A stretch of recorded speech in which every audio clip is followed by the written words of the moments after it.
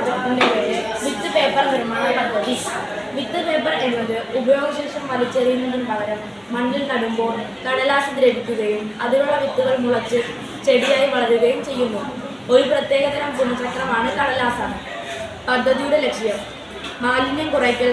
സാധാരണ കടലാസ് മാലിന്യം കുറച്ച് പുനഃചക്രം പ്രോത്സാഹിപ്പിക്കുക. പരിസ്ഥിതി സൗഹൃദം. ഉപയോഗശേഷം മാലിന്യമാകുന്നതിന് പകരം ചെടികൾ വളർത്താൻ സഹായിക്കുന്ന ഒരു ഉപയോഗപ്രദമായ ഉൽപ്പന്നം സൃഷ്ടിക്കുക.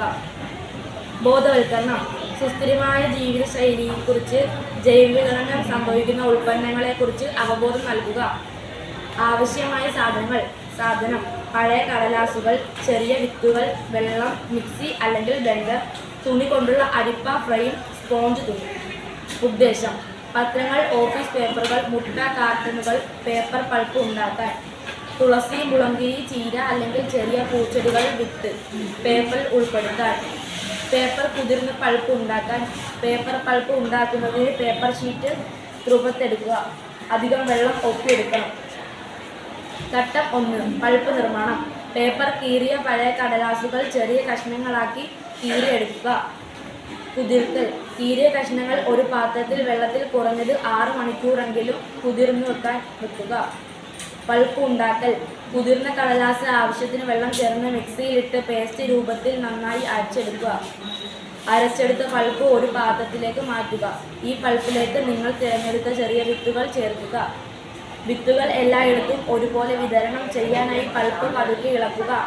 ഘട്ടം 3. ഷീറ്റ് ഉണ്ടാക്കലും ഉണക്കലും. ഫ്രെയിം ഉപയോഗിക്കൽ. പേപ്പർ ഉണ്ടാക്കുന്നതിന് ഫ്രെയിം ഒരു വല പോലുള്ള അരിപ്പ പൾപ്പ് പുഷ്പത്തിലേക്ക് താഴ്ത്തി പൾപ്പ് കോരിയെടുക്കുക. പൾപ്പ് ഫ്രെയിമിൽ ഒരു നേരിയ പാളിയായി പറ്റി പിടിക്കണം. അമർത്തൽ.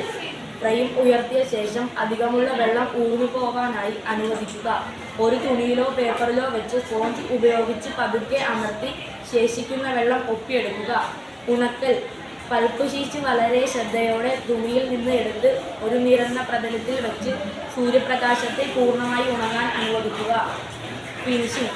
നന്നായി ഉണങ്ങിയ ശേഷം ഇത് ഗ്രീറ്റിംഗ് കാർഡുകൾ, ഗാർഡുകൾ, ക്ഷണക്കത്തുകൾ എന്നിവ ഉണ്ടാക്കാൻ ഉപയോഗിക്കും. ഈ പേപ്പർ എങ്ങനെ ഉപയോഗിക്കാം? പേപ്പർ ചെറിയ കഷ്ണങ്ങളാക്കുക. അവ നേരിട്ട് മണ്ണിൽ നടുക. മണ്ണിൻ്റെ ഈർപ്പം നിലനിർത്താൻ ആവശ്യത്തെ വെള്ളം തളിക്കുക. കുറച്ച് ദിവസങ്ങൾക്ക് ശേഷം പേപ്പർ അലിഞ്ഞു പോവുകയും വിത്തുകൾ മുളക്കുകയും ചെയ്യും. പ്രോജക്റ്റിൻ്റെ ലെവലുകൾ ശ്രദ്ധിക്കുക. കാര്യങ്ങൾ: വിത്തുകൾ വേഗത്തിൽ മുളയ്ക്കുന്നതും വലുതും കുറഞ്ഞതുമായ വിത്തുകൾ തിരഞ്ഞെടുക്കാൻ ശ്രമിക്കുക. ഉണക്കൽ.